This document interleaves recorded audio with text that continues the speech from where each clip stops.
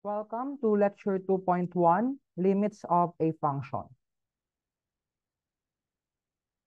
For our course, we will discuss limits based on the informal definition and intuitive approach. So take note that in formal courses, in pure mathematics, limits are defined formally using the delta epsilon proof of limits. Suppose that here we have f of x is equal to x minus 2. The graph of this is seen here on the right. Let p, x comma y be a point in f of x. Suppose that we want the abscissa or the x value of the point to approach x is equal to 4, both from the left and from the right. What value does f of x approach? For us to visualize this, let us see this simulation. Right, this is the graph, and then this is the point of interest when x is equal to 4. So suppose that we have here the moving point. As you can see, we have here the coordinates x comma y.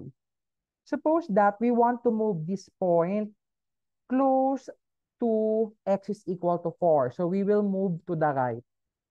Okay? So please observe the value of the y as we move to the right. Okay? We are now approaching x is equal to 4. Take a look of the y value. What does it approach? Okay, malapit na tayo sa x is equal to 4. Tignan nyo yung y. Ano yung na-approach na value? And nakarating tayo ng x is equal to 4. What is the y value? 2. Okay, how about kapag galing naman tayo sa kaliwa? Suppose that this is the moving point and mag-move naman tayo papunta sa x is equal to 4. So that would be to the left. Okay, so please observe the value of the y. The value of the y is actually the value of f of x. As you can see, 3.12, 2.8, and then we are now approaching x is equal to 4. The value of y also approaches positive 2. Based on our simulation, the value of y approaches 2 as x approaches 4. So that would be both from the right and from the left of x is equal to 4. Ngayon, yung tawag natin doon ay limit of f of x as x approaches 4.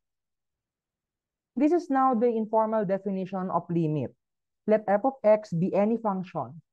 Let a and L be a real number. If we can make f of x as close to L as possible by choosing x sufficiently close but not necessarily equal to x is equal to a, then the limit of f of x as x approaches a is L. So in symbols, we have the limit of f of x as x approaches a is equal to L. Take note na dito, nilalapit natin yung point sa x. Sa x is equal to a. Tapos, ino-observe natin kung ano naman yung value na ina-approach ng ating pinaka-function.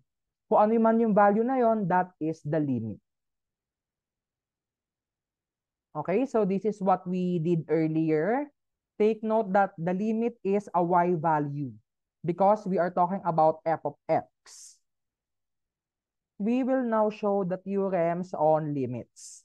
Let f of x and g of x be functions defined on some interval containing a except possibly at a. Take note na yung intuitive approach natin sa limit, yung definition kanina, hindi naman kailangan na yung ating point ay mag-landing doon sa x is equal to a na yon. Hindi kailangan. Okay? Now, let's have the following theorems of limits.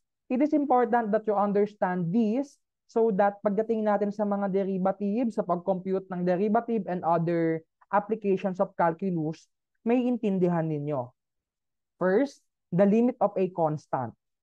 The limit of c as x approaches a is equal to c, where c is a real number. Ito, makikita nyo na wala tayong x. So definitely, wala tayong mapaglalagyan ng value. So kung walang x, c lang, that would be the answer or the limit itself.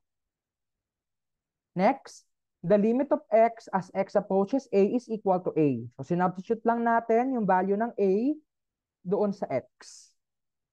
For the third limit onwards, let the limit of f of x as x approaches a be equal to L sub 1, and the limit of g of x as x approaches a be L sub 2, where L sub 1 and L sub 2 are both real numbers. Okay, here meron tayong pangatlong theorems. The limit of c times f of x is equal to c times L sub 1. Ibig sabihin, yung constant na c, pwede nating ilabas yon, and then imumultiply na lang natin doon sa ating mako-compute na limit. Okay, next, we have the limit of a sum or difference of two functions.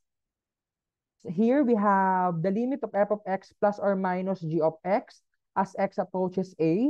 So that would be L sub 1 plus or minus L sub 2.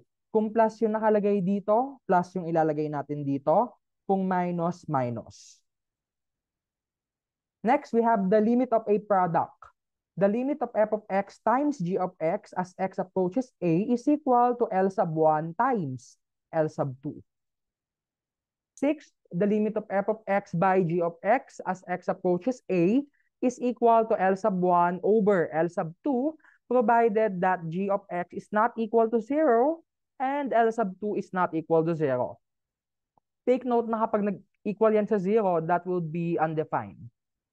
Seventh, we have here the limit of f of x raised to n as x approaches a is equal to the limit itself raised to n for all natural numbers. When we say natural numbers, so that would be starting from positive 1 to 8th, we have the root, limit of a root, so that would be the limit of nth root of f of x as x approaches a is equal to the nth root of L sub 1 for all natural numbers, n is greater than 1, and that the limit is greater than 0 when n is even. We will apply the following theorems in evaluating the limits. All right, let us now solve the first example. We have the limit of the quantity x raised to 4 minus 2x squared plus 4 as x approaches 1. Since this is our first example, we will take it easy. First, we distribute the limit operator to all the terms. We have a trinomial here, so we will distribute the limit operator to the three terms. Here, we can now substitute the value of x to the x's. Okay, here we will have 1. And then, the 2 here will be moved outside since it is stated on the L3. Kapag meron tayong constant, pwede nating ilabas dito. And then, multiplied by the limit, evaluated limit. And then, for the last one, we have plus 4. Wala tayong nakikitang x dun sa last term, so wala tayong mapaglalagyan ng positive 1. Simplifying this, we have 1 minus 2 plus 4. So this would be 3.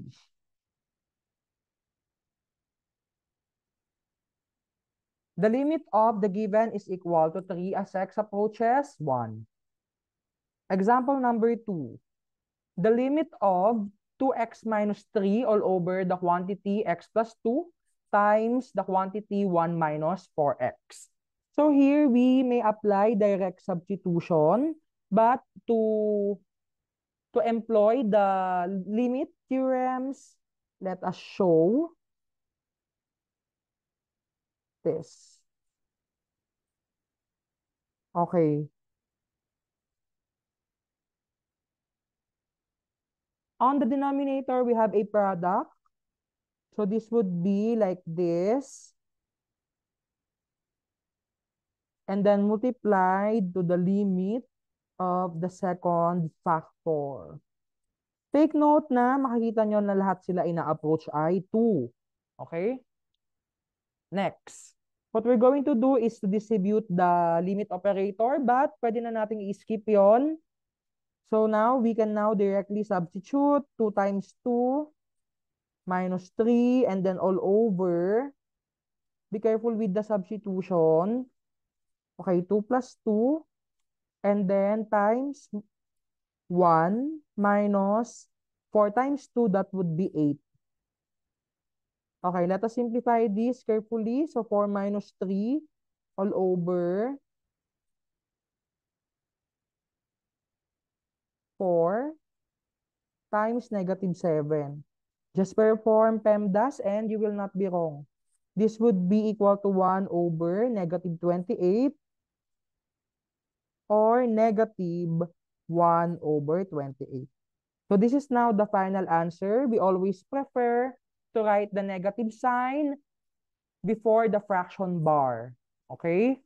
Please do not or avoid doing this. Do not use slash to denote or.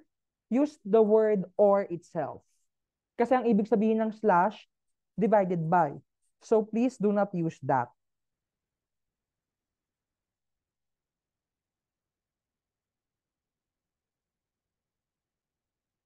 Alright, third example, we have here the limit of square root of 9x minus x all over x minus 5. Here we can apply direct substitution, but if you would like to use the square root, okay. So for the first term, we can actually use this one. Okay? And then minus the limit of x as x approaches 9. And then on the denominator, we have this. And then minus the limit of 5 as x approaches 9. Okay, take note that we have here a square root and we can satisfy actually the condition that the limit is greater than 0. Okay, here we will have the square root of 81 minus 9 all over 9 minus 5. Okay, for our numerator, we have 9 minus 9 all over 4. So this would be 0 divided by 4. The answer is 0. Take note na hindi porket 0 yung sagot natin, hindi na nag-e-exist yung limit. 0 is a valid limit, okay? It means that the value of this fraction approaches 0 as x approaches 9.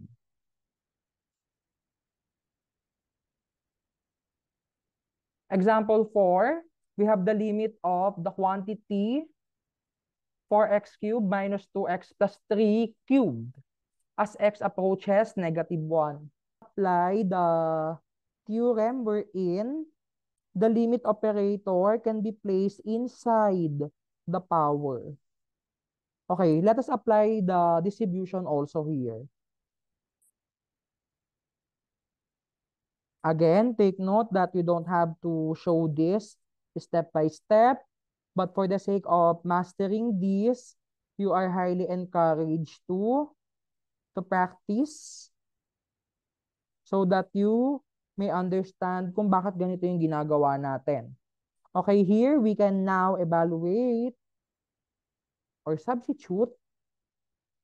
So we have 4 times the quantity negative 1 cubed minus 2 times negative 1, be careful, and then plus 3, all raised to 3. So we have here 4 times negative 1, so that would be negative 4, and then plus 2, and then plus 3, and meron pa tayong power of 3 dito.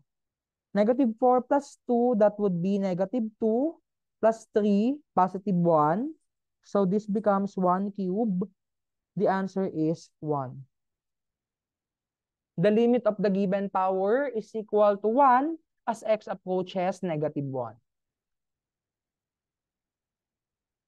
You have now reached the end of this video courseware. Thank you for listening. You are highly encouraged to answer the exercise at the end of this video courseware.